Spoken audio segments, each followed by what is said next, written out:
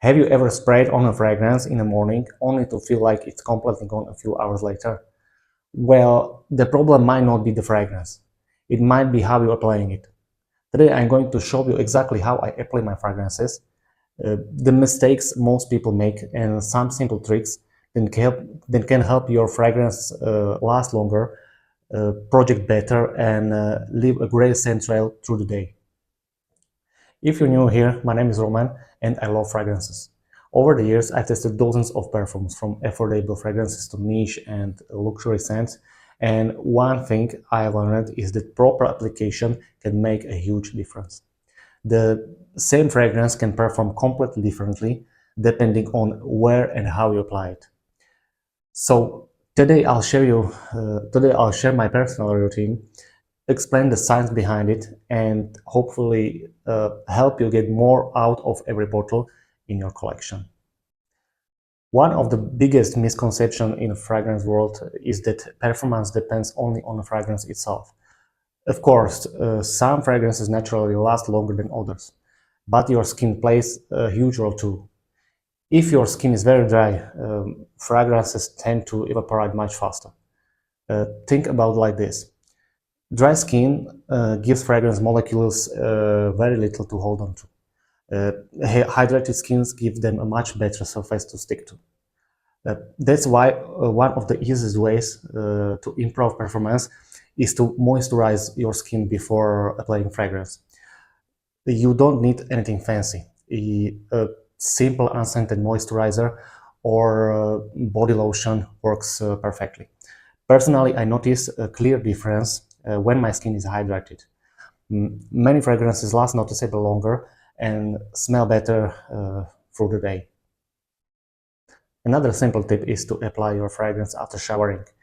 Your skin is clean, your pores are slightly more open, and there are no other odors competing with your fragrance.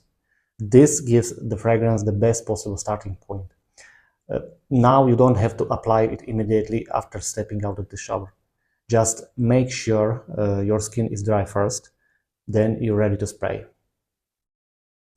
Now let's talk about how I personally apply fragrance. This is the method I've been using for years and it works very well for me. Of course, everybody is different, but this is my routine. First spray, one side of the neck. Second spray, the other side of the neck. This helps create a nice and bubble around your head because these areas generate heat and naturally diffuse the fragrance.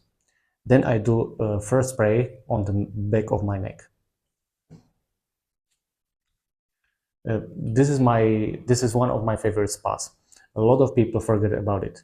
The reason I like it is because it helps create a center behind you when you walk. In the fragrance community, this is often called sillage.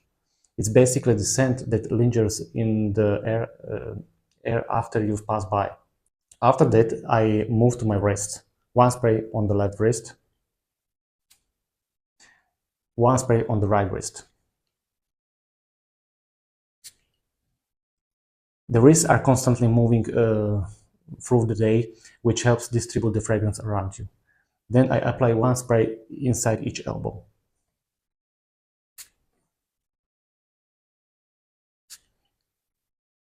This is another underrated spot. The inside of your elbow is a pulse point, meaning it's naturally warmer than the other areas of the body. That warmth helps the fragrance develop and project through the day. So at this point, I'm usually around 7 or 8 sprays, depending on the fragrance. For lighter fragrances, I might use all 8. For stronger fragrances, I may reduce it slightly. Now let's talk about one of the most common mistakes. You've probably seen people do this. They spray fragrance on the wrist, then the other, and immediately rub them together. Please stop doing that. When you rub your wrists together, you're creating friction and heat. This can disrupt the way the fragrance develops on your skin, especially the top notes. Instead, simply spray and let it dry naturally. It only takes a few seconds. Your fragrance will thank you. This is a question I get asked quite often. Should you spray fragrance in your hair? The answer is yes and no. Uh, Hair is actually fantastic at holding scent. In many cases, fragrance lasts longer in hair than on skin. However, there is a downside. Most fragrances contain alcohol, and repeated exposure to alcohol can dry out your hair over the time. That's why I personally don't spray fragrance directly into my hair very often. If I do, it's usually a very light mist from a distance, or I simply avoid it altogether. If you are someone who loves fragrance in your hair, you may want to look into dedicated hair mists.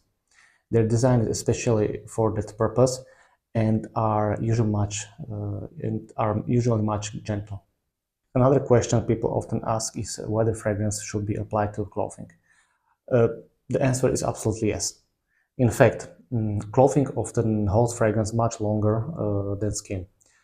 Sometimes I can still smell fragrance on a hoodie or jacket days later. However, there are few things to keep in mind.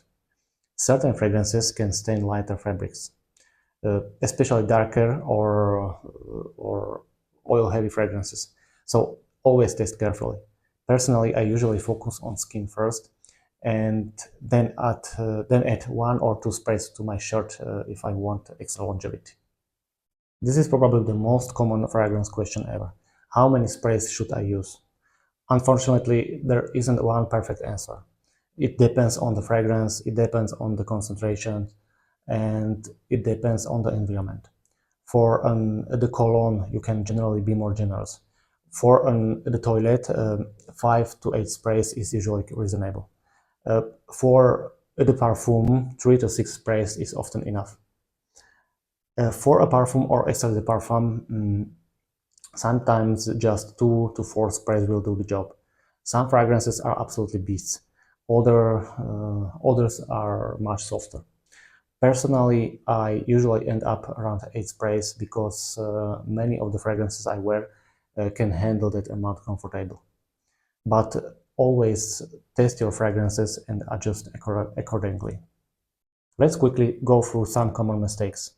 Apply fragrance to dry skin, rubbing wrists together, overspraying extremely strong fragrances, storing fragrances in direct sunlight, keeping bottles in very hot environments, and expecting every fragrance to perform the same way. Remember, not every fragrance is designed to fill a room. Some are meant to stay closer to the skin, and that's perfectly fine. If I had to give just 3 pieces of advice for better fragrance performance, they would be these. Number 1, keep your skin hydrated. Number 2, apply fragrance to the right areas. And number 3, don't rub your wrists together after spraying. These simple changes can make a bigger difference than most people realize. Now I'd love to hear from you. How do you apply your fragrances? How many sprays do you use? And what's your favorite application spot? Let me know in the comments below. If you enjoyed this video and want more fragrance reviews, fragrance tips, and affordable alternatives to expensive designer and niche scents, make sure to subscribe. Thank you for watching, and remember, smell better, feel better.